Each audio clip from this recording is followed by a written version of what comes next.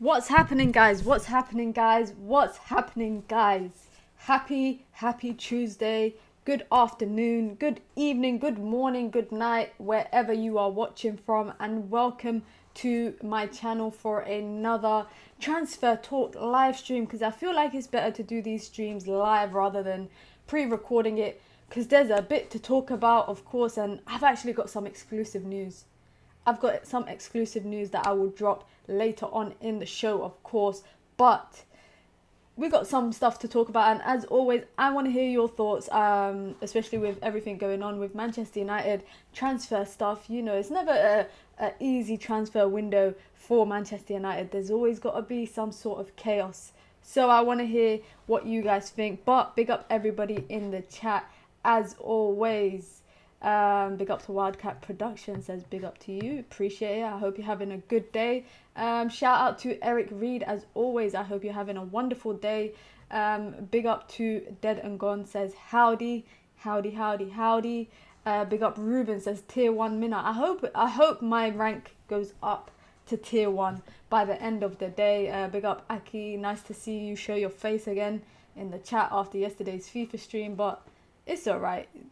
Bygones be bygones. It is what it is. But guys, the most recent news today, of course, is that Anthony Elanga is leaving Manchester United, has left Manchester United actually. 15 million, signed a new deal with Nottingham Forest, and I'm a bit sad to see him go. I'll be honest, I'm a bit sad to see him go, but it seems like we just needed one thing to kind of trigger all the outgoings, and that's it. It's just like the floodgates have opened, and it looks like there's a lot of people heading out of the door pretty fast. You know, it started with Iqbal. Zidane Iqbal was the first outgoing. Then it was Ethan Laird, obviously academy players, but now Anthony Elanga, Alex Telles, Eric Bailly posting a cryptic message, standing outside of Carrington like this, saying bye. I guess that's his farewell. He's leaving the club as well, expected to be going to Saudi Arabia, got a deal over there. And I think that these are the expected outgoings that we kind of anticipated, but it's still shocking to kind of see it happen quite quick. We're not used to this. I am kind of sad to see Elanga go, and the reason why I'm sad to see him go is because you want every academy graduate to flourish at the club, and it's just not been the case for him. I think he was lucky to even get into the first team. Ralph Ragnick coming through, giving him an opportunity, but I do think he's kind of a good fit for a club like Nottingham Forest. I feel like this is no way me kind of being mean or anything, but I think his level is like mid-tier football. Would have liked to see him at Everton. I think he could have been nice at Everton, I'm not gonna lie, but it is what it is. Big up Fatah, says, am I the only one surprised by the speed of outgoings? It's faster than usual. It is faster than usual, but this is what we expect. This is what we expect. It's better than, you know, waiting until transfer deadline day and suddenly 4 or 5 players are out of the door, or it's better than having a lot of dead weight just sitting on the bench throughout the season. So it's nice to see this happening. Obviously, I do think there's still more outgoings to come. I do think Fred, I don't think McTominay will leave. I think Fred out of the two will leave. Dean Henderson, there's news around that. It's interesting that the Elanga deal was kind of sorted quickly. The Dean Henderson one is obviously a little bit more techie than the Elanga deal, because they want a loan, and I think United are reportedly negotiating an obligation to buy. So if they do take him out on loan, they will have to buy him, and I think that's what they're heading. That's the route that they're heading towards. Of course, I know Dean Henderson wants to leave. I know a lot of people don't want him at the club, and I think the manager's kind of past giving him an opportunity. So that will be another outgoing. Obviously, I'm going to talk about Amrabat. Have to talk about Amrabat. Heard some stuff about it today. Can't lie. Heard some stuff about it today. Going to talk about Højlund. Going to talk about Harry Kane. And obviously what Fabrizio reported today regarding Rasmus Højlund. But of course, I want to hear you guys' thoughts. Anthony Elanga out of the door as expected. Eric Bailly will be out of the door as expected. I'm very disappointed with the way the Eric Bailly thing has kind of played out, because I feel like he could have been, if And I know you guys don't want to hear it when people say, "Oh, if he was fit, he could do X, Y, Z," because we said it about Pogba, etc. But Eric Bailly is generally a player I feel could have been a good backup option if he was able to stay fit. If he was able to stay fit.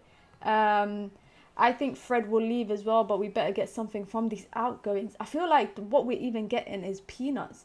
It's peanuts. We're getting 15 million from Elanga. What was it? 4 million or 2 million from Alex Telles. We got just under 1 million for Iqbal, just under 1 million for Ethan Laird.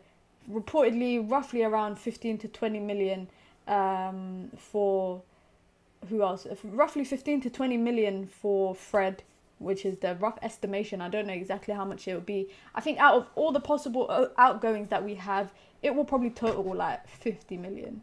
It will probably do 50 million. But he did bits for me in my career modes. Is he going to Olympique de Marseille? I don't think he is. I think Bailly is going on loan. He was there. He was at Marseille on loan. But I think he's going to Saudi Arabia, which is the likely occurrence for him. Alanga's development was hampered by the club's disarray. Do you feel like had the club been in a better position, that it might have worked out a bit differently for Anthony Elanga? But then again, we could argue that if the club was in a better position, he might not have even got a first team opportunity, because you look at the time he got the chance. Technically there was no reason for him to play. He was getting first team football ahead of other players. Ralph Rangnick definitely gave him a career, definitely gave him that senior experience he needed. But I think we can argue that if the club wasn't in disarray, then it definitely could have, he might not even have been in that lucky position where he could play first team football. Also, big respect to him, because he's finally on a professional contract. All this time he's been on an academy contract at Manchester United. He never got a new contract. He was on 5k a week. Obviously that's a lot, but in footballers terms that's nothing. So he never complained. I think he was a perfect example of what you would want of a player. Turn up to train, turn up to match day. You know, you're there when called upon. When you're called upon, you give it 100%. Even in that bare minimum, you know, Pellistri was getting shouts ahead of him. Garnacho was getting shouts ahead of him. He didn't complain. You never know. Maybe he's got a good opportunity of flourishing at Nottingham Forest. I wish him all the best, honestly. I want him to do well. And just because he wasn't an amazing winger doesn't mean like you can't wish him well. Big up Rivals says, need us to get 2 strikers, not just 1. We need to start letting go of all the injury-prone players. Big up yourself, Rivals. Thank you for stopping by. Definitely, I'm going to get onto the topic of strikers whilst we just finish up on the outgoing stuff. I'm going to come onto the topic of strikers. But I feel like in every position, not just striker, but just in every position, we need 2 players. I genuinely feel like we need 2 players for squad depth, just so that when there's rotation in the squad, you don't feel that drop in quality. Even though Ten Hag likes to play the same people over and over again, he doesn't like to rotate. If he has the option to rotate, at least then you know there's not a drop in quality. Because be honest, guys. Be honest. How many times have you watched Man United last season? Or even maybe the season before that? And the second that there's a slight change in the starting 11, you know, we're playing a FA Cup early round. You know, we're playing early fixtures of Europa League, maybe. How many times did you guys see a rotation in the squad and you thought, oh, crap. Oh, crap. How many times did you see a player coming into, like, the centre-back position? You know, Casemiro, for example. When Casemiro didn't play throughout his suspension, a lot of us were like, oh, damn, we're going to feel it and we're going to feel it a lot. I feel like that is applicable to all positions. That's why it's important to have depth, quality in depth. Depth is pointless if you do not have quality in that squad depth. Like, I feel like it's a very pointless thing. We had depth last season. We had the players on the bench. It's not like we were coming into games with, you know, five players on the bench. We came into the games with players, you know, on the bench. It's just that the quality wasn't there. Time after time, we had, you know, players who, I wouldn't say our first team rejects, but players that never fit into our first team. And I'm not going to name names, but players who were not capable of playing in our first team or didn't have the attributes to play in the first team. we had that. So I feel like having two players in each position is important, and striker too. But I'm gonna get onto the Kane stuff because I know obviously that's the topic of discussion right now. Even Mbappe, I've seen Mbappe be in the topic of discussion. Some people have been. Yesterday we did a FIFA stream. Some people were quite vocal about whether or not they're interested in Mbappe or Kane, etc. So I definitely want to hear everybody else's point. Big Up Wildcat says, look at Dan James. He's flourishing at Leeds. They might not win a lot, but he's doing better. Facts. Look at Pereira at Fulham. Sometimes it's just you're not cut to play in this team. Like, it's as simple as that. Sometimes you're not cut to play in this team. And it's sad, but it's better for players to move on rather than sticking around for too long and, you know, wasting out prime years, just rotting away on the bench.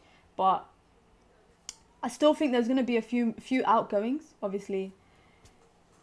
I feel like Alanga, it was inevitable. Eric Bailly, inevitable. Alex Telles, inevitable. You kind of just have to look at last season, look at who went out on loan and who was not really playing, and that kind of tells you who's leaving. So I think Fred might be the only exception to that rule because he was actually playing last season. He was in rotation, etc. Fred, I think out of the, I wanna hear you guys' thoughts. Just drop it in the chat. Fred, McTominay, out of the two, who would you prefer to see leave and why? If you have to decide, who would you prefer to see leave? I would prefer to see McTominay leave, but I kind of understand why it's Fred leaving and not McTominay. But I do feel like 20 million for Fred is actually cheap. I feel like that's cheap. Third, the amount of first team experience he has, senior level, international level, starter for Brazil. I think we could get more. Look at that, there's always sirens. I feel like we could definitely get more in that instance. But I would rather McTominay leaves. But I feel like McTominay will stay just because of the homegrown rule, because of, you know, the need for height, for physicality. That's what he's useful for. So Ten Hag has that option. I don't see McTominay getting in ahead of Kobbie Mainoo, in my opinion. But you never know what the season actually has to show. But on the topic of strikers, I'm going to come back to this question here, at this point here, sorry. On the topic of strikers, you guys already know, Rasmus Højlund, we've been linked to him, still linked to him. Where's the little, I had a little stat from last week. Is it still here? I think it's still here. There you go. Bam. There it is. I'm going to leave it on the screen just for a brief second because we are still linked to him. Atalanta are still valuing him at around 90 to 100 million euros. Manchester United are adamant that they are not going to meet that valuation. They have no intention to meet that valuation. But today, Fabrizio Romano did report that personal terms obviously has been agreed with Rasmus Højlund and his camp. It's never been a secret. It seems like Manchester United are always finalising personal terms before they actually approached the club. And, you know, we knew that was the instance with Mason Mount. We knew that was the instance with Onana. And it looks like that's the instance with Rasmus Højlund. That's going to be another 5-year deal for him, up to 2028, plus a 1-year add-on year, which is the case for Onana and Mount as well. So obviously Manchester United are clearly building for the future. They're building to contend in the next coming years at least. But we've also been linked again to Harry Kane. It's like this rumour just goes and comes, it goes and comes. I remember, I think it was on Sunday, there was reports, or Monday or Sunday, I can't remember, but there was an article, I think it was from the Telegraph or the Guardian, reporting that, you know, the owner of Spurs was pushing for him to be sold because they'd rather not lose him on a free, so they'd rather recoup some money in this transfer window. Then the news came out about Mbappe. Now, I don't want to be way too, like, I don't want to be clickbait, I don't want to be controversial, I don't want to be all of that stuff. So I didn't put Mbappe or Kane in the thumbnail of this because, to be honest, I don't see them coming to United. I don't see us getting either of them. But I do think that we will be used as pawns for the Kane deal. I think, you know, it's kind of written in the stars right now for Kane to go to PSG. I don't know why. It's kind of written for that. That's not me saying Mbappe is coming to Tottenham Hotspurs. Not in any way, I'm not saying that. But I kind of think it makes sense for him to go to PSG. I don't think he would. I think he'd actually do pretty well depending on what pieces they put around him. But Manchester United, again, come up in the discussion for Harry Kane. And I am so past this discussion because as much as I would like to have a Harry Kane, that's a guaranteed 30 Premier League goals. I don't think what Ten Hag is planning is for a Harry Kane. I feel like from what we've seen, from the targets that we are going after, I feel like Ten Hag is building something to compete for the next 3, 4, 5 years. Especially when you look at the deals being given out. Rashford given a long-term deal to 2028. Dallow's deal was to 2029, his extension. You know, we've got a keeper for 5 years. We've got Mason Mount for 5 years. Bruno Fernandes, signed an extension, was it 2 years ago? Anthony's here until 2027. Casemiro until 2027. Lisandro Martinez, 2027 plus. They're probably going to give him a new contract soon. Erik Ten Hag is building something. Let me get this off my screen because this Højlund stats is actually annoying me. Erik Ten Hag is building something for the next five years to compete for the next, from this season onwards until 2028. And I feel like someone like Harry Kane does not fit into that category. That's what I think. Let's see. Koala says that's too much for Højlund. Yeah, I think the sad thing is, and I've been saying this the last couple of years, especially when United get bumped in a transfer window, transfer values do not aim to appease the buying club. It's always to appease the selling club. Right now, you can come to me. I could be a sporting director of Ajax, for example. Whatever I value my player at, that's what goes. You can't come and prove to me and convince me to... You know, I might say my player is worth 50 million. You can't come to me and be like, your player is worth 20 million because of XYZ. Well, I just won't sell him to you. And I feel like that's... The transfer window has become so... I can't find the way. I'm trying to figure out... Chelsea have ruined the transfer market, first and foremost. They've ruined the transfer market, especially over the last few transfer windows. Number one. Number two, Manchester United tax is real.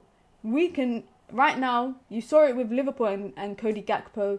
Cody Gakpo had a 50 million, 60 million transfer valuation for Manchester United. He ended up going for 37 million. Timber, Ajax was trying to bump us. Look what Arsenal just got for him.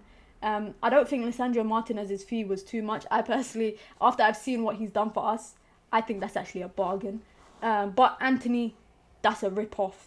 But we just do not help. We've never helped ourselves in the past. And sadly, this transfer window, Murto, Arnold, etc., they are trying to undo years and years and years of Glazonomics, Ed Woodward with his fingerprints all over it. They are trying to undo that. And, you know, we might miss out on targets because of it.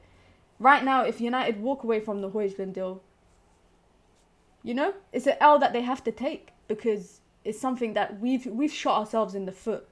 We literally shot ourselves in the foot, and we have to just firm the L for now until the market kind of becomes more favourable to us. But as of right now, clubs know United had something to spend, and that's why I feel like the media are kind of pushing the whole idea that Manchester United had no money in the transfer window, had, 200 million budget. I feel like, or 150? I think it was 150 with outgoings. I feel like that was kind of pushed by, you know, any leaks out of the club. That was kind of pushed just to save us some money or something. Big Up Koala says, we could add a little more to that amount and buy Kane or go all out for the Teenage Mutant Ninja Turtle. We could do that. Dead and Gone says, learned our lesson from De Jong. Don't get me started on Frankie De Jong. As much as I like him as a player, as much as I think he would be a perfect fit for Manchester United, that Frankie De Jong saga last summer, every day I was waking up, I would check Twitter, I would check Fabrizio, I would check Ornstein, I would type in De Jong on the search bar. I just kept seeing the same things. Like, honestly, that was the worst saga I think I can remember as a United fan over the last 5 years. That's equally as bad as us being linked to Arturo Vidal back in when was it? It was like the year that we had the Chevrolet Nike shirt. I can't remember what year that was. I think that's 2015. When we were linked to Arturo Vidal that season. And we ended up getting Di Maria instead. Not complaining because it didn't work out. But that Frankie de Jong thing, horrible. Bayern Munich is heavily linked to Harry Kane. I know that they want I know they want him, and I know they've bidded for him, but I think if they don't reach Spurs' valuation, I don't see him leaving. And I genuinely think Daniel Levy will gladly swallow his pride, let him leave on a free next year, or try coerce him into signing a new contract. Big up to Mohammed in the chat says, I don't think your owners should be spending the cash. Man United is too attractive on its own. Players should be desperate to go there unless you play for Barca or Real, of course. I feel like when it comes to, I feel like the new generation of footballers, Barca, I think Barca, Madrid, United, people will always want to go to that club. Like those three people, like the people will always want to go to that club. And I fully agree with you that the name should be enough to have like pull. But for so long we have not been great on the pitch. I feel like Ed Woodward at the time, the Glazers were just doing everything they could to try bring signings to the team, and because of that they overpaid. They went and brought, Bruno Fernandes. We were meant to get him in summer 2019. A lot of dilly-dallying with Sporting. We ended up getting him in January 2020, that window instead. If they had just done their job properly, negotiated the deal properly, we could have had him starting that summer, but we didn't. Fast forward Jadon Sancho the next year. We got Sancho a whole summer later after we spent a whole summer chasing him. Frankie de Jong the next season. It's like they never learned. It's like they never learned. And hopefully now this season is kind of like the opportunity for them to kind of turn that around. The reputation that they have, it's going to take a long time to get rid of the reputation that Manchester United have when it comes to overpaying for transfers, overpaying wages, etc. But I think we're going to see it in this transfer window, and we've seen it. Mason Mount deal, we've seen it with the Onana deal. I wouldn't say we necessarily overpaid, but we kind of didn't, they didn't really give in to the demands of the other club. And that's not me praising them, because I feel like they're just doing their job.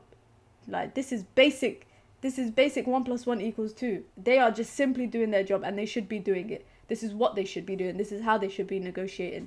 But it's going to take some time to undo all that kind of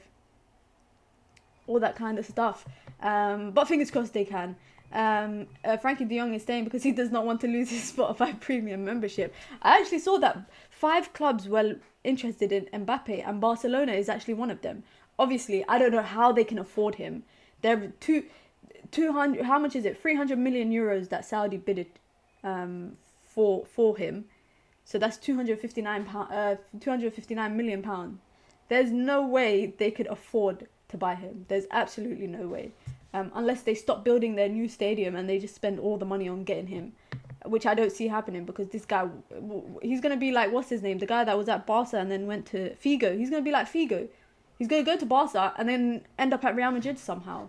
This just in. Sky Sports is saying that Bayern Munich is increasingly confident to getting Harry Kane. I saw a report, or it wasn't a report, but like a suggestion that was saying that Manchester United are still following Harry Kane and are interested in swooping in to hijack a deal if it gets to Bayern Munich having a lower bid accepted than what Spurs are valuing him at, because I know Spurs are valuing him at 100, and I know that they're valuing him at 100, and I know that Bayern are bidding like 60. I think it was 60 million euros they bidded at first.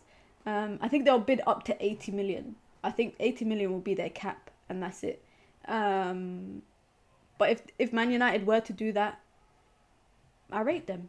Big up to Wildcat for dropping that in the chat. It was on Sky Sports. I didn't see it. That was not true. We can't afford Oriol Romu. We can't even afford Amrabat. I know that again. I know Amrabat was linked to Barcelona in the January transfer window. They wanted him on a loan deal, on a 6-month loan deal with no obligation to buy, and they didn't want to do that. And they had to just spend 20 million. All they had to do, I like 20 million. But the thing is, United are not getting Amrabat unless there's outgoings. And on the topic of Amrabat, I know that there's multiple teams interested in him. From what I know, there's multiple teams. And I'm not saying I've been told this, so that's all I have to say. But Multiple teams are interested in him. Manchester United are interested in him, that's 100%. But they are not the only big team interested in him. But there are talks. But obviously, it's no secret Manchester United are prioritising signing a striker first, followed by getting rid of Fred or another outgoing, and then going for Amrabat. And Amrabat is not against the idea of coming to Manchester United. So that's basically me saying that he wants to come to Manchester United. But also, we are not the only club out of the big clubs in Europe that want him. So it will definitely be, at the end of the day, I think the decision will go to him. Where he wants to go, he will pick his club. But United are top of the list. So we just need to go and put in a bid. Today, if Manchester United go and pick up the phone, put in the 25 million. I think they value him at 25 up to 25 million. If they go and put in a 25 million bid, which is ridiculous that he's going for that amount, guys. I still can't comprehend that. Florentino want anything between 20 to 25 million euros for him. That just doesn't. Am I the only one that's a bit baffled? But is it because he doesn't have Premier League experience? Is it like, I don't get what it is, because the player that he is, his attributes, the pros versus the cons, he is easily a 40-50 million player. If Southampton can reject a 37 million pound bid for Lavia, I'm sorry, but it's crazy for me that Amrabat he can go for that. But guys, mark my words, if United want him, and they do want him, and he wants them, he will come to Manchester. He will come to Manchester United. It's just a matter of United picking up the phone, putting up a bid. But there's just a lot of interest circulating him. And like I said, United are not the only team that want him. United are not the only big team that want him. From what I'm aware of, there's about 6 clubs interested in him. Manchester United is up there with them being the biggest one, and he wants to come to Manchester United. So I won't say personal terms are agreed with him, because they're not. But I know for a fact that they've been in contact with his camp. United have been in contact with his camp. I hope Man United get Amrabat. He deserves to go to the biggest clubs. I'm shocked he didn't get that move in January. I'm very shocked. Big up Lil Yo-Yo in the chat, says, yo, Minosaurus, I'm a bat incoming. Big up to Welcome, says, Sky reporter saying West Ham United want Maguire and McTominay. It will be so like United to turn them down. You know Eric Ten Hag, he comes out and says, Maguire's staying at the club. This is why I'm not surprised that Man United might sell him. Everything Ten Hag says in the media, he goes and says complete opposite. So he does the opposite. So I wouldn't be surprised. I'm sorry, but that West Ham midfield, how are you going from Declan Rice to Conor Gallagher and Scott McTominay? That is a smelly midfield. That is a smelly midfield. But I'm not complaining. If it gets rid of them, it gets rid of them. It is what it is. Mina sources. Yes, I'm currently tier 2.75. So hopefully, when I get more news on the Amrabat stuff, it will push me up. I'll become a tier 2, and then soon I'll be tier 1 in due time, of course. But I saw a report today about Kobbie Mainoo. This is a bit off topic, but it's more so on the topic of Zidane Iqbal and Charlie Savage leaving. 2 players from the Manchester United Academy who I remember made their debut, their Champions League debut 2 seasons ago. A main reason why they both actually were let go and sold was because of Kobbie Mainoo, because management, Manchester United, etc. saw a higher ceiling for Kobbie Mainoo into the first team in comparison to the 2 of them. And I think we saw it. I think we saw it with the few instances that we've seen Charlie Savage play and Zidane Iqbal.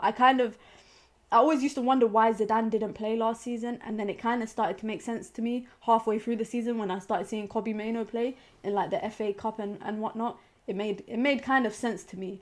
But I saw an article today, I think it was on the Telegraph, that said the reason why the 2 of them were actually let go was because of Kobbie Mainoo, and it was important for them to keep Kobbie Mainoo, because in the past we would have ended up losing our academy players to other clubs, which is why I think this is going to be his season. This is really, really going to be his season. I was at their debut versus Young Boys. That's not when you made your appearance on the United View vlog, is it? Because I remember that, but I think that was this season. I think that debut was the season before that. But I remember watching this game on BT Sports, and it was such a wholesome moment because Charlie Savage's dad was commentating the game, and then they let him do the commentary of when he was getting subbed on, which is very wholesome. You don't really get to see that kind of stuff, and it's them kind of stuff, I think, that is nice.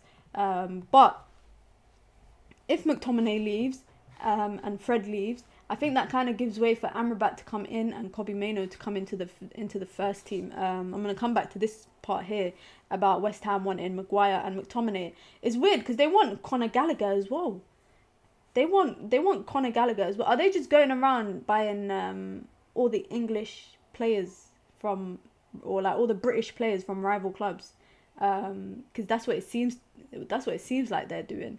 I don't know. It's kind of funny to me actually. It's actually kind of funny to me.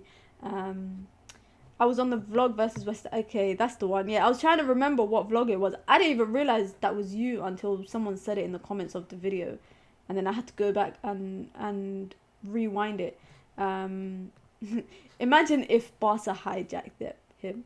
Please, you just literally told me that Barcelona are broke Alona. You told me that they have no money. So how can you guys come? Although 20 million is not a lot, I think that's a lot for Barcelona. But shout out to you, Mohammed. You're very optimistic for your team. I think anybody would have Amrabat. I think he improves every midfield. Like, put him in Liverpool's midfield, put him in Arsenal's midfield. I'm scared Arsenal might go for him in case Partey leaves. That's why I'm really hoping it's a deal that United kind of get completed ASAP. But we all know that Højlund is the priority. I'm just sick and tired of this. I'm honestly just sick and tired of it. It's taken about, I think, 3 weeks. I think it's taken 3 weeks for every single transfer to kind of, from when we're first kind of linked to talks to it being done. That's the kind of period it takes. They always agree the personal terms first. Then they go in and put in a first bid and a second bid. Eventually, whichever bid gets accepted, medical, all of that stuff, then bam. So I'm giving it 3 weeks. Now we're reaching, I think, 10 days since the first news came out about, United targeting Højlund completely. And it seems like we can't do a deal, 2 deals consecutively. We have to do one at a time. I don't know. It's really annoying. I want to know what you lot think. Are you lot annoyed with how slow it is, or are you okay that they're not rushing into transfers to kind of get them done quickly? Because in that instance, we're more likely to overpay. I'm at my seat and Flex, Marcel and Josh casually appear out the box behind me. Big up to Sal in the chat, says Minish, big up. I love how everyone just makes up nicknames for me. I just have to accept it at this point. I just have to accept it. Barca, for some reason, has the money hidden from UEFA. I don't know much about Barca's financial problems. I know they have financial problems and they have all these levers that they've activated in the last 12 or so months. But they're still signing players. They're still signing players. They're letting people go. I think I seen Umtiti is the most recent one to leave. I've seen that, and obviously Messi couldn't have his homecoming, so he had to go to Inter Milan instead as a result. But how can Mohammed? I know you're a Barca fan, so can you tell me, how did Barca get into these finance problems? Is it because of all these financial contracts they were given to Messi? Is it an issue of just mismanagement of funds? Is it because they've been buying players for crazy prices? Coutinho, they brought. Am I bugging? Did Griezmann play for Barcelona at one point? He must have, right? I think he did, if I'm right. Who else was there? Coutinho, Suarez. I have to double check to make sure that I'm not hallucinating. And Griezmann actually played. He did play for Barca. There's a lot of noise happening outside. Mohammed says, Man United need to move quickly for him. I have a feeling that Todd Boehly is in the move. Where is Chelsea going to put Amrabat, even if they went for him? Because how many footballers do they have? they have a lot of footballers. They have a lot of midfielders. They themselves need to get rid of. Guys, I'm not joking. I had to go on Wikipedia. I don't know if you guys can see. Yeah, look. I had to go on Wikipedia to see because I thought, am I bugging or have I seen Griezmann in a Barcelona shirt? People might say I don't have football ball, but I genuinely forgot. I genuinely forgot that. I need to see their transfer market and see players that they've had. Transfer market. I want to see the players, like the prices that they've had, like coming in and out, because that is the only way to explain what they did. Yeah, 2019. It was mainly the former president's fault. He was handing out huge contracts for absolutely no reason whatsoever. Don't blame the former president. Don't blame. Let me go to 2019, 2020 and see. Oh, I don't want to see the market value. I'm trying to see the transfer prices. I'm trying to see what they've paid for transfers. That's what I'm trying to see. I think that's just crazy. That's actually just let me see all their transfers, and then I'm gonna go. They sold Griezmann for 20 million. No wonder they got no money. They sold Griezmann for 20 million. Trincao is a baller as well. I didn't even know he came from Barcelona. Don't blame Bartomeu. Don't blame the former president. Don't blame him. Suarez, Messi, Griezmann, Xavi, Piqué. That's the Barcelona that we lost to, innit? After we beat PSG in the Champions League. That was the Barcelona that we lost to. They were living la vida, look. Don't blame Bart. Mohammed said it was, then the COVID made it worse and he was still renewing. Don't blame the former president. Let's just have a look at their outgoings, yeah, because if I go back to, or their incomings, yeah, from like, there's crazy, this is actually mental. I'll go all the way back to 2016-17. Yeah, we go back to 2016-17. They spent 124 million on incomings, which ain't bad. That's not bad. And then 33 million on outgoings. So they broke even. They didn't break even, but they spent in total about 90 million. Yeah. Departures. Oh, and then the next year is when they sold Neymar to PSG. So they made a lot.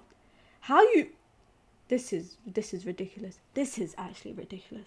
Guys, I can't believe it. I should read about this stuff more often, because how did they sell Neymar for 222 million and then go and spend that plus more on Coutinho and Dembele, and then they bought Paulinho for 40 million, Nelson Semedo for another 35 million. They would have bought me for 100 million. This is actually hilarious. I swear, this is actually very, very funny. I clearly don't pay attention enough to other clubs' finances, and now this is kind of all making sense to me. They brought Paulinho for 40 million and then sold him the following season for 40 million. Big up Adam in the chat, says, yo, what's happening, Adam? I hope you're good. But this is ridiculous. No wonder they've got all these financial problems. They're buying Griezmann for 120 million and then selling him for 20 million a few seasons later. I don't feel bad for them. I felt bad for them at first, but I don't feel bad for them now. But they will not hijack anything. I don't think they will hijack any deal. If they wanted Amrabat, they would have got him in the January transfer window when he was available to them shortly after the World Cup. Siddharth, big up Siddharth, says United will big for Højlund on Thursday. It seems like all our transfer news comes out on a Thursday. I don't know what the science is behind that. I don't know the logic behind that. But if they do bid for him on Thursday, I will come back on stream on Thursday and I'll say big up to Siddharth. Very optimistic because Siddharth is even dropping predictions. Says Højlund deal will be completed by the 5th of August, which I think is next Saturday. I think that's actually next Saturday. So do you guys think should I do a poll in the chat? A poll in the chat? No, because I don't even know how the hell to do a poll. when I figure out how to do a poll, it's game over. It's game over. But just drop it in the chat, guys, and I'll pin your comments.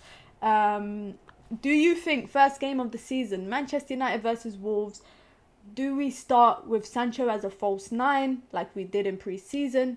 Will Martial be fit? Or will Manchester United have a striker? Will we have a new striker, a new player to play up top? I saw Marcus Rashford talking about it on the overlap today, about, you know, his time playing up top.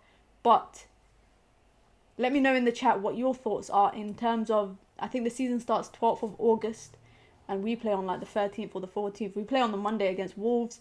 So let me know, do you guys think we are going to have a striker to start with? Will we have Højlund? Will Martial be playing? Will Sancho play false 9? Will Rashford play up top? Will Ahmad play as a false 9? Because we've seen it, he's done it at Sunderland. Or nothing. Or nothing. Let me know what you guys think. What? Bring back Weghorst. He's gonna cook for Burnley. You're actually a troll at this point. You're actually a troll at this point. Big up Tabislo in the chat, says big up Mina. Big up Tabislo. I hope you're having a good day. Axe says Sancho false 9. Adam says neither. Damn. So you don't. So who do you think will we have up top? New striker. Big up Jimmy says new striker, man. It's about time. Both are stinky. Damn, that's a bit harsh. People still talking about this Barcelona stuff that we were talking about. Calling the position false 9 is jokes. It's like being a fake number 9, but that's literally what you are. You are literally playing as a fake number 9. Like literally, that's your job, is to make people think you're a striker, but you're actually not there to be a striker. Sidaf says, for Zidane, Iqbal and Charlie Savage, I think Ten Hag is just not impressed. He sees something we don't see. Of course, I feel like Ten Hag is a lot more, like, he's a very analytical manager from what I've gathered. He seems to like live, breathe everything, his job. I read his biography. It gave me a good insight into the sort of manager he is and the sort of person he is. And that's why I wasn't too harsh with about the whole Iqbal not playing during the season. Because I just kept saying, you know, the manager knows best. In Ten Hag we believe, in Ten Hag we trust. So for him to come out, and even though he said it last year about Zidane Iqbal saying that he's not sure why Iqbal is not playing senior football at United, it says a lot that they put a buyback and a buyback clause and a sell-on clause in his departure to Utrecht. Whereas Charlie Savage straight just sell, nothing, no buyback clause, sorry, in comparison to Zidane Iqbal. So maybe they're just, you know, from a distance they've got their stocks in him. Big up Dead and Gone says, keep forgetting that Martial tried to jump ship when Rangnick came in. He probably needs to go. We can't sell Martial because we can't sell someone who can't stay fit. Like, and I feel like, as I'm such a big Martial fan, like, I remember I was backing him. If you guys remember when I first joined United View and my first few episodes of the Full View, it was around the time that Martial did an interview during pre-season with France, not pre-season, during the international break with France. And I was backing him because he was talking about previous managers and how they basically ran him into the ground. As a result, these injuries have kind of happened. I'm just saying, I backed Martial so much, and I think he makes us a better team when he plays. You know, if you lot remember the City derby when we beat them 2-1, what he did, his job, albeit it wasn't the full 90 minutes. But I just think it's time to part ways with him as well. But, you know, it wouldn't be too bad having him. Would it be the worst thing having him as an option off the bench? It wouldn't be the worst thing. If he can stay fit, obviously. Dead and Gone, big up Wildcat, sorry, says the Glazers won't allow us to have a striker. They need to come play for us. I'm sorry, I don't want no man up top that got a ponytail like that. Like, you're telling me your whole head's bald and then you got one little ponytail? Nah, I would not trust, if I passed the ball to him now, I would not trust that man to score. Absolutely not. No, thank you. Sidaf says, Man United put in big price tags to not sell Maguire and Scott. How stupid can they be? I don't think they're putting big price tags on them. I think that they're just putting price tags of, you know, what they feel like they could sell him for. When you look at, you know, Conor Gallagher getting 40, I think it's 40 million bid that West Ham bidded and Chelsea turned it down. Why can't we put a similar price on Scott McTominay? Why can't we do that? It's about time we start valuing our players the same way that other clubs, you know, value them as well. Like, I genuinely think that. And I don't think they're doing it on purpose. They're just trying to recoup some funds. We spent 80 million on Maguire. Do you want us to be like Barcelona when they brought 120 million, they brought Griezmann and then sold him for 20 million? At least let's try and get a little something back.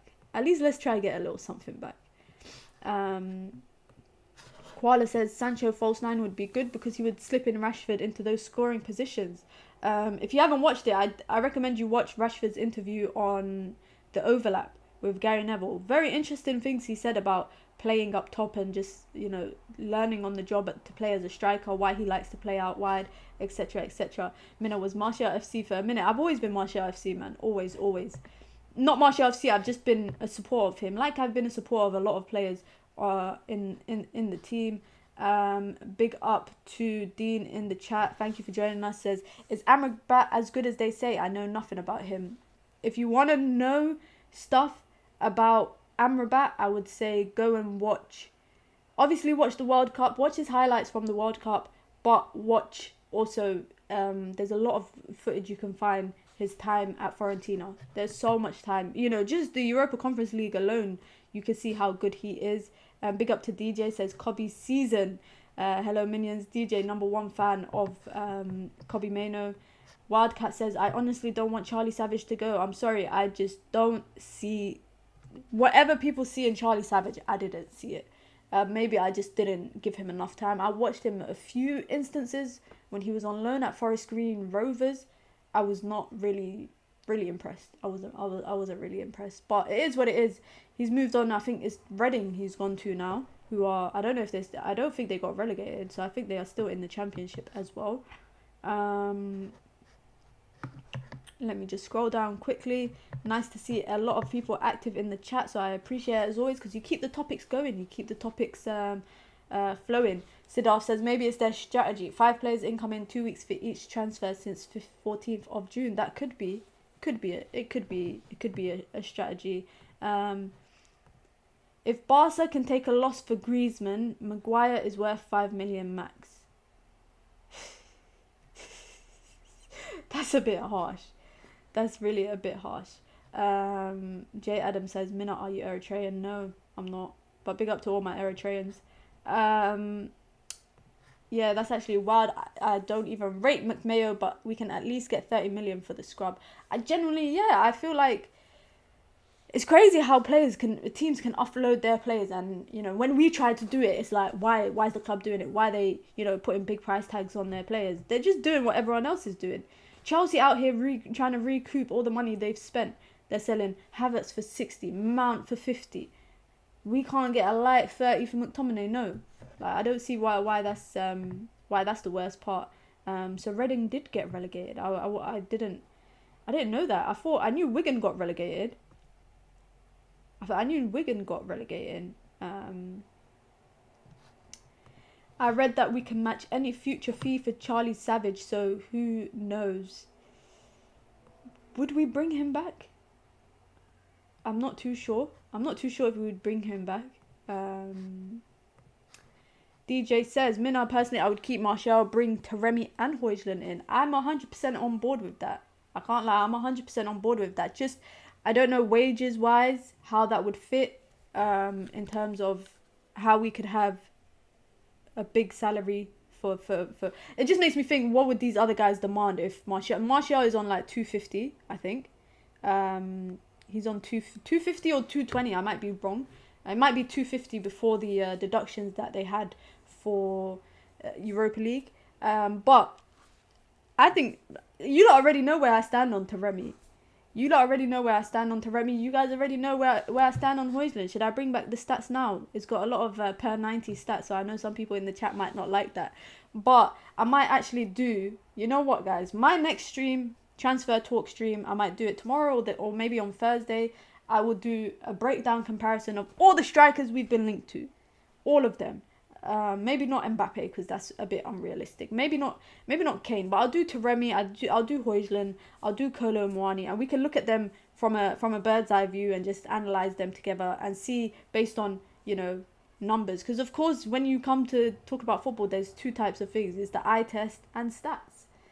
So I think you have to have a good balance of both. Taremi, you lot already know where I stand on Taremi. We brought back Johnny Evans. I don't think we brought back Johnny Evans for this for our own benefit. I think they're doing him a favor, bringing him back, short-term contract, a nice little dressing room vibe that he probably brings because he brings experience and all of that for pre-season tour. He needs to stay fit to find his new club. I don't think we've done him, like, I don't think Johnny Evans coming back says a lot, if I'm being honest. I just feel like he's on good terms with the team. I won't say he's a legend, but he's won trophies with the team. I'm sure if someone like Michael Keane or someone was to be in his shoes, I think United will allow them to come join pre-season. Now, and this is a big if, guys, if I see him on a team sheet on the bench for that game against Wolves when the Premier League starts, then that's a different story. I think that will be a different story. Mohammed says, would you consider McTominay as Deadwood? Because Deadwoods at big clubs are a headache. They don't leave and no one wants them. That's a good question. Because you would say someone is Deadwood when they bring no value to the club. Does McTominay bring value to the team when he plays? Like, I know he might come on and frustrate people, but when he plays, he tries. It's not like it's like you going to work, yeah? You have a 9 to 5. You clock in, you swipe into work, and then you just sit at your desk all day. You don't turn on your computer. You don't do anything. You don't talk to people at work. That's it. That's classed as Deadwood because you're doing nothing. You're just there. You physically you're there, but that's it. But in I don't know, because I don't like the word Deadwood. I feel like Deadwood is someone that doesn't play. You know who I think is Deadwood? I think Brandon Williams is Deadwood. I think Brandon Williams brings no value to the club.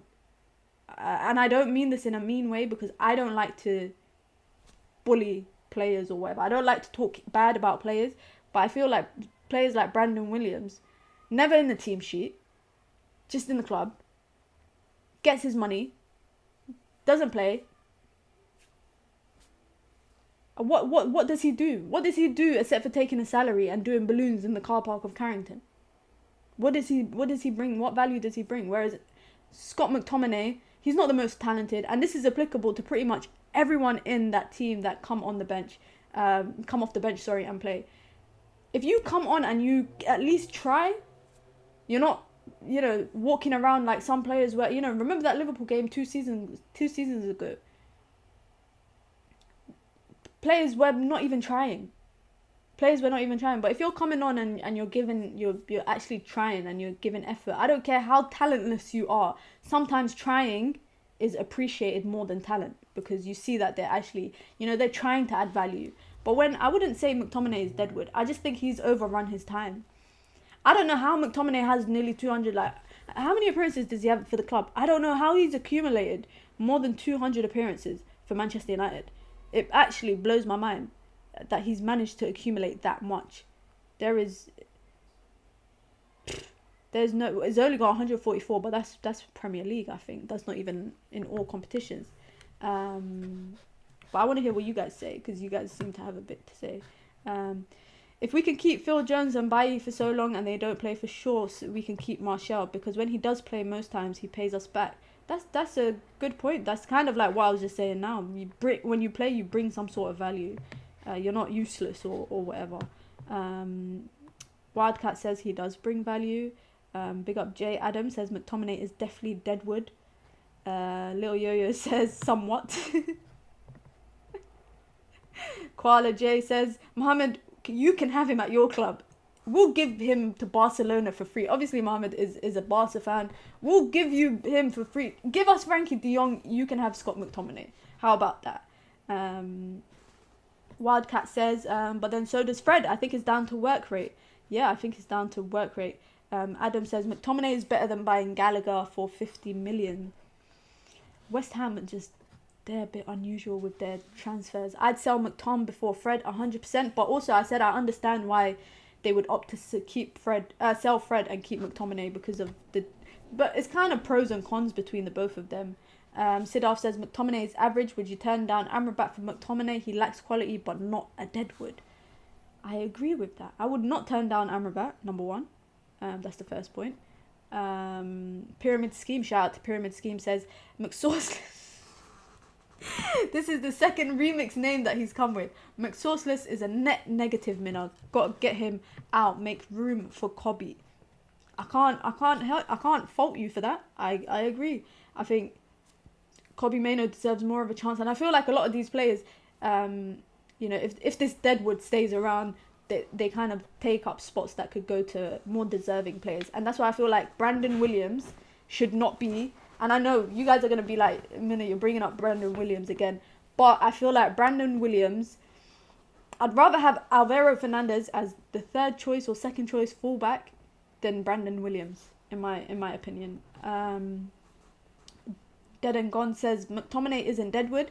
He's just not good enough to be effective at United. The kid must be messy in training, though. I think he's just a perfect example of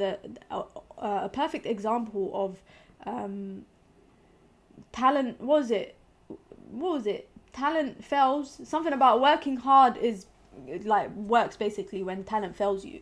And I feel like that he's a perfect example. He might not have the technical talent of being a world-class footballer, but I just feel like because he works hard, sometimes managers appreciate that.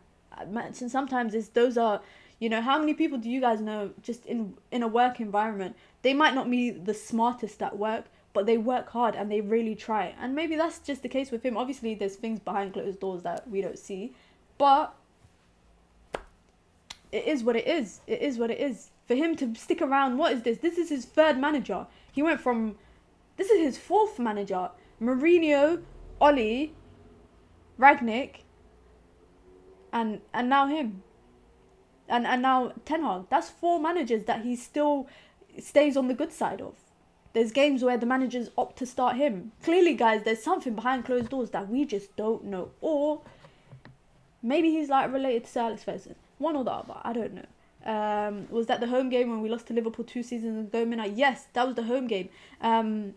Even, I think it was the away game as well 2 seasons ago when we played Liverpool and Pogba was just walking around the pitch. Like, in those kind of instances, you appreciate players that work hard because at least they're trying.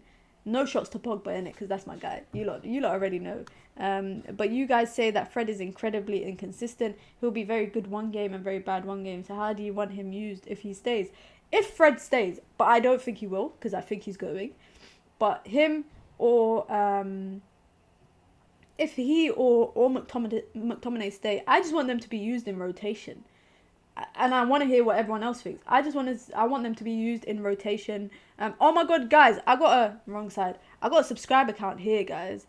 And I just realised it now because it just went up by like 4 or 5 since I've been on live stream. I just saw it turn, sorry. Back to the topic, guys. I just want McTominay or whatever. I want them, if they stay, to be used in rotation. That's it. A game where we don't need to risk playing Casemiro. A game that, someone can get a break. Then I don't mind him playing, Carabao Cup. First few games of Carabao Cup. The first few stages. FA Cup. Up until like the 5th round. Just let McTominay play. We're winning 3-0. Okay, 70th minute. And we got Champions League midweek. Bring Casemiro off. Let McTominay come on. That kind of stuff. That's how I want them to be used. I do not want us to be reliant on them. I don't want that. I don't want that. Big up Keegan. Says, as much as the players are Deadwood, we can't rely on the management to ship them off. They are either overpaid or our valuation is too high. Facts. That's very true. Sidolf says, Bailly and Joe stayed because no one was here to change anything. Ten Hag is here to change how it was, so we cannot stick to old ways. That's why Martial has to go. Damn, that last part. Martial has to go. That's kind of harsh. But I hear it. Talking about Eric Bailly, guys. Remember the few days ago I was saying how I missed the vibes, like how funny of a club we used to be. Now we're a very serious club and I appreciate that. But the vibes when Eric Bailly, Ibrahimovic, Pogba, Lingard, all of them were there. I saw a video on Twitter that just made me laugh again, of Eric Bailly and Paul Pogba and I think it was Jesse Lingard. It was his birthday, and they were doing this. Paul Pogba was speaking in like this slang term. He was speaking in slang, and then they did a little handshake, and then Rashford was in the background laughing, and then it pans to Eric Bailly. It was the funniest video ever. But we've passed those days because we're a serious club now, guys. We're a serious club. Pyramid Ski says, "Nah, I'm gonna got Brandon Williams in the scope, just headshots." I'm sorry, it's just, you know what it is. I just keep remembering that he's still at the club, and I can't believe he's still at the club. When we talk about Deadwood, we need to talk about that too. The Minosaurus has spoken. Where has this name come from that you guys have started calling me Minosaurus? Here is the quote that I was trying to get at. Hard work beats talent when talent doesn't work hard, or something like that. It's something along those lines. Keep McTominay on the bench, giving oranges to the stream. Big up to Luke, says, like the stream, guys. Guys, listen to Luke. Luke knows what he's talking about. McTominay could do a job at AS Roma. This meticulous Ten Hag ball is too sophisticated for him. You're saying he's not smart enough to play Ten Hag ball, basically. That's what you're saying. Mina might be the best Call of Duty player on Brandon. Guys, talking about this midfield, and this is actually a decent midfield. Rate this midfield out of 10. Yeah? And then, I don't like to compare, but compare it to rival top 6. Spurs, Arsenal, City, Liverpool, Arsenal, Chelsea. Yeah? And even maybe Newcastle. We could put Newcastle into it. How would this midfield challenge up against other midfields in the Premier League? Bear in mind, some of even Brighton got a good midfield. How could I forget about Brighton? Aston Villa building something special over there as well. But Casemiro, Amrabat, Kobbie Mainoo, Eriksen, Bruno, Mason Mount. That's 6 players for 3 positions. What do you guys think? What do you guys think of that midfield? Because I can't lie, I don't think it's the best, but I think it's good. I think it's definitely an upgrade on what we've had last season and in prior seasons. I feel like in some games we could see a partnership midfield of Casemiro and Amrabat. Just imagine the ball recovery. You know, we will probably be recovering the ball every 5 or 6 seconds. Like, we would fully be recovering the ball every 5 and 6 seconds. Bruno and Mount, 2 similar players, but different in the same instance. We've already seen what Mount offers. We know what Bruno can do. Kobbie Mainoo, I think, will be a good alternate option for Eriksen. I feel like Eriksen would be... I don't think he's going to be a key part of our season. I don't think Eriksen is going to be... We're going to rely on him. But that is only in the instance that we get Amrabat, guys. Let's not get too ahead of ourselves and assume that we get Amrabat. But even without Amrabat, Casemiro, Mainoo, Eriksen, Bruno, Mount, I don't think that's a good enough... It's a good midfield, but it's not great enough in comparison to like City and whatnot. Eric Ten Hag is the hack, that means truth. For you guys who don't know, too ruthless, he's actually a joker. You know, if any of you guys are European, I think you might agree with me. European sentiment is so different to like British sentiment. Like when I used to work in a professional place, and you know, I used to interact with people from Netherlands, Belgium, etc. They just say it how it is. Like, they don't sugarcoat, they don't beat around the bush, they don't try to be like nice to you and like sweeten you up and then like hit you with a bullet. They are just so ruthless, and I used to appreciate that so much. And I think that's one thing I see with like most Dutch people that I know as well. They're pretty much the same. I created the Minosaurus as your alter ego when you smoke people on FIFA. I hear it. Big up Adam, he says 6 out of 10. I agree. I think I would give it a 7 out of 10. Big up Peacekeeper Mo says, how come you don't do watch along for the pre-season games? I don't do watch alongs for the pre-season games because A, some of them are on at like late times, and B, I go and join the United View family and I just vibe in the comments with everybody else there because I have more fun doing that. But I might do some maybe watch alongs next season, maybe. I'll see. I'll definitely see. But I am doing it for the Women's World Cup, so if you want that, then come through. Little Yo-Yo says it's a 30 midfield. City's midfield is better still. They lost Gundogan, might lose Bernardo Silva, but they got Kovacic, they got Rodri, Kevin De Bruyne. We cannot compete. We cannot compete. Pyramid Scheme says 7.5 out of 10.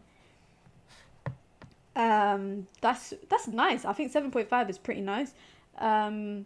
Kobe is young. I think that was meant to say Maino is young. Mount is dead. I'm not even going to read the rest of this comment because Adam is just... I think Adam is not impressed with that midfield. I think from what I've gathered regarding this midfield that we have, Adam is not impressed with it. Adam, who would you like at Manchester United if these ones are not, if they're not cutting it for you? If they're not cutting for you. Wildcat says Arsenal 5 out of 10, City 2 out of 10, Liverpool 10 out of 10, Chelsea, Liverpool 2 out of 10, Chelsea 10 out of 10, Tottenham 10 out of 10, Newcastle 9 out of 10. Oh man, that is hilarious. Oh man, Fred turned into Fredgar Davies versus Barca. Then the next game had 28% pass completion. Do you guys remember that game against Spurs? What he did? Absolutely shut up shop. Then he dropped a stinker next game. Do you guys remember the City game? The derby in January? Absolutely shut up Kevin De Bruyne. Then dropped a stinker a few games later. That's how he is. That's how he is. Peacekeeper Mo says, I hope Amrabat joins. Still waiting for the bid like Højlund. I think the bid will probably come after the Højlund signing is done. I'll be shocked if United are working on 2 deals at the same time. Just because United don't seem like the type of team that deal with 2 deals at a time. I don't think it's something that they will be working on.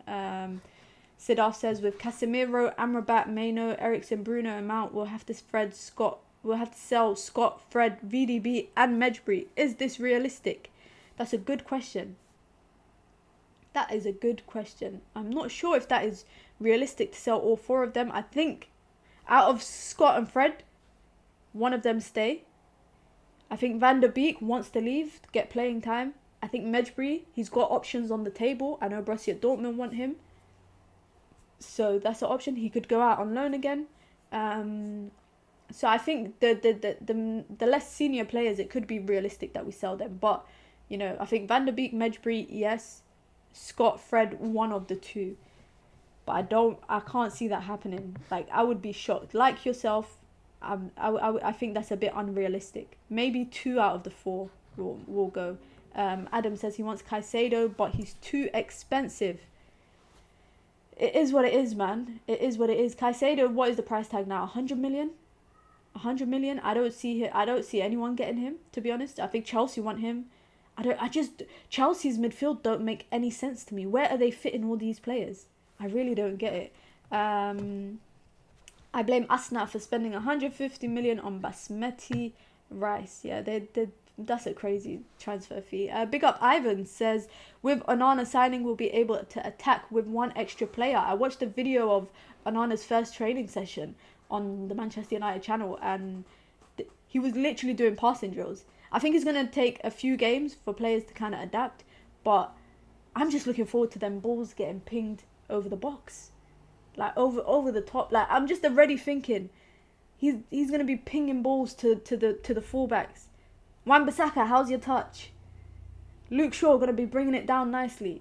Jadon Sancho, hopefully, he's bringing it down nicely. Marcus Rashford getting onto the end of balls over the top.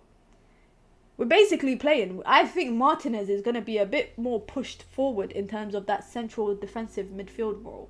And Onana's going to slot into the back line. Onana's going to slot in with Varane. I can see that happening, especially in games where we're dominating possession. In games where we're dominating possession, I've seen Varane and Martinez sitting on the halfway line. I'm not even joking. I've seen them sitting on... So I would not be surprised if they sit a bit more forward and Onana is sitting on the halfway line. He better be quick. That's all I'm saying. He better be quick. Adam says, Maino cooked that basmati rice. Yeah. Maino had he had a serious preseason. He's having a serious preseason, man. It's very impressive. Guys, listen to Tabislo, man. Smash the like button. Make sure you hit the like button. Subscribe, of course, all of that stuff. A lot of content coming. Looking forward to the season to start. And make sure you join, guys. Make sure you join my FPL league. The link is in the bio right below. You can join by link or by code. And the winners get prizes. Number 1, 2, 3. First, second, third will get prizes at the end of the FPL season. I'm still trying to figure out what it is. It won't be something like a holiday or that kind of stuff. It'll be maybe like a signed football shirt, signed boots, etc. Mohammed says, I think Man United owners are too relaxed. They need to be proactive. Transfers don't happen by themselves. Do you know who our owners are? I don't think Mohammed knows who the owners are. Because there's no way you would say... You would never put United owners too relaxed in the same sentence. Because if you know who our owners are, and you would never actually say they need to be proactive in transfers. Because they are the Glazers. They don't do that stuff. They don't do that stuff. My prediction stands. If we allow Maino to progress, he'll still be better than Caicedo. Somebody, I can't remember who it was, someone commented it on my YouTube short about... that I did about Kobe Maino. They said Lil Yo-Yo predicted he'll be better than Caicedo. Wildcat says we need to exaggerate our midfield. Let's say Fred is worth 80 million. If we say Fred is worth 80 million, whoever, if Murto says that Fred is worth 80 million, he's getting drug tested by the FA. He is getting drug tested by the FA, and he will be the first person in the Premier League who is not a player to get drug tested. Because they're going to be like, what crack is this guy on? 80 million for Fred. Dead and Gone says, if we get Amrabat, I'd rather keep Van der Beek than McTominay and Fred. I mean, I get why you'd rather keep Van der Beek, or Van der Beek, I think that's how his name is said, because he's a different option in comparison to Amrabat. Guys, just pray that we get Amrabat. I really want us to get Amrabat. I've been saying it since the World Cup. I wanted him. I wanted Unahi as well, but he went to Marseille, so it is what it is. Peacekeeper Mo says, we need a better scout team. Ragnick was good at identifying good players from when they were still in little teams. Sad he never remained as an advisor. Ollie was the same from, what I've read. Ollie was the same. A lot of the players that he wanted, that he scouted, that are basically like Højlund. They are players that were playing in other leagues, not really that senior in terms of, a senior figure, or like they're not a experienced, well-oiled player. And he, I think it was even Haaland when he was playing at Molde, was it? When Ollie was at Molde, he recommended Haaland to United, and they weren't really interested. Keegan says, not minute on Marcel settings, looking at the warm-up. That's mad. I didn't look at the warm-up. I just watched the video that was about his first training session. So it was just like, oh, let's see how Onana's getting on in his first training session. And a lot of it was like, obviously, saving drills and all of that stuff. But they showed us some passing drills that he was doing, and a bunch of kick-up skills, all of that sort of stuff. Dead and Gone says, I'm looking forward to seeing Eric Ten Hag's influence on the academy over the next few years. Have you guys seen that Manchester City are making like pretty much 100 million this season from their academy players, for selling them? Like, we could only imagine we can get that kind of money. Like 100 million combined, sorry, not just for one player, but like combined. They get 100 million combined over selling a bunch of their academy players. Is pretty impressive for me. I don't think Eric Ten Hag wanted Ragnick around. I think he refused to have a meeting with Ragnick, if I remember the rumours. I remember the rumours saying that they clashed heads. I imagine it's two strongly minded people with strong opinions and strong ideas and strong ways of kind of seeing how they envision things to work out. So I think in the instance, maybe Ten Hag didn't want to answer to Ragnick, because Ragnick would have a lot of say over what kind of goes and what doesn't. So I hear it. I kind of hear it. I would have liked Ragnick to stay, because what he said was pretty much true in everything. If it was up to Ragnick, Rashford would have been gone. Bear that in mind. He had a lot of good ideas, but also he wanted Rashford gone. I thought they never met. Yeah, I don't think they met, but because Ten Hag literally came way after, like when the season ended, and he was gone by then. Rangnick was gone by then. Ten Hag has to pick up the targets himself since the scouts aren't really helping. I need a job as a scout for Manchester United, because I think they just stay home all day and play PlayStation. That's it. And then they just go to one country every month, go and scout a player there and come back. Pyramid Scheme says 80 million for Fred. Allow it. You're either gone to the asylum or to jail for money laundering. Pick one. I totally agree.